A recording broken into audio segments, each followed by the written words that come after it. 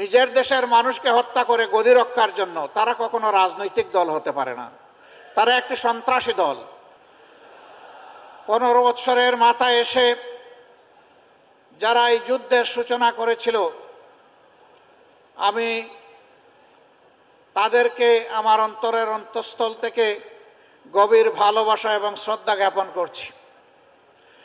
আমাদের কলিজার টুকরা সন্তানেরা 24 জুলাই মাসের 1 তারিখ থেকে তাদের একটি সঙ্গত ন্যায্য নাগরিক দাবি, সেই দাবির আলোকে তারা আন্দোলনে নেমেছিল।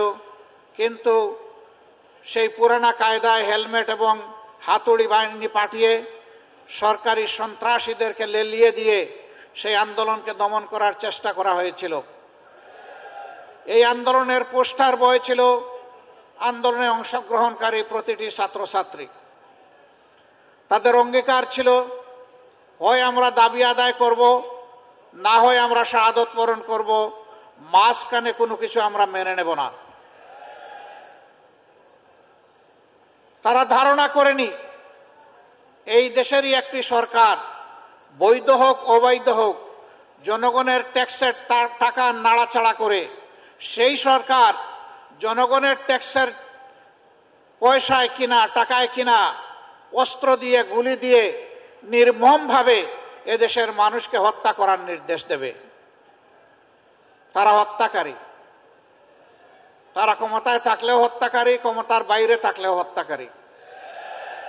যখন প্রতিপক্ষ পায় না তখন নিজের দলের লোকদেরকে হত্যা করে। হত্যার প্র্যাকটিস জারি রাখার জন্য এই কাজগুলো তারা করে থাকে। 2006 সালের 28 অক্টোবর এই জাতি কখনো ভুলবে না। সেই দিনটি ফ্যাসিস্ট দলের নেত্রী তার সহকর্মীদেরকে ঢাকায় লইগবইটা দিয়ে নিয়ে হাজির হওয়ার জন্য আহ্বান জানিয়েছিলেন। প্রকাশ্য দিবালোকে রাজপথে সেদিন পল্টন মোড়ে মানুষগুলাকে নির্মমভাবে পিটিয়ে পিটিয়ে হত্যা করা হয়েছিল। তাদের লাশের উপর বিকৃত রুচির সেই লোকগুলা উঠে নর্তন কুর্দন করেছিল।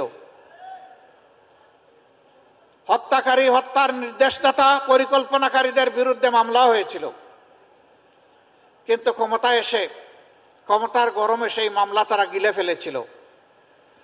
হ্যাঁ, সাময়িকভাবে গিলেছেন, কিন্তু হজম করতে পারেননি।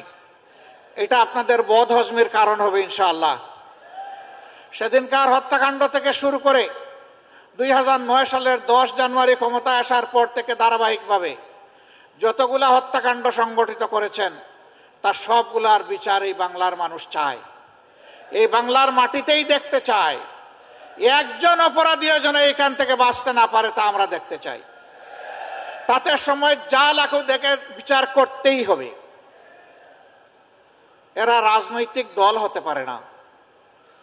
যারা ক্ষমতায় বসে দায়িত্ব জ্ঞানহীনতার পরিচয় দেয়, দায়িত্বশীলতার পরিচয় দিতে পারে না, নিজের দেশের মানুষকে হত্যা করে গদি রক্ষার জন্য তারা কখনো রাজনৈতিক দল হতে পারে না। তারা একটি সন্ত্রাসী দল।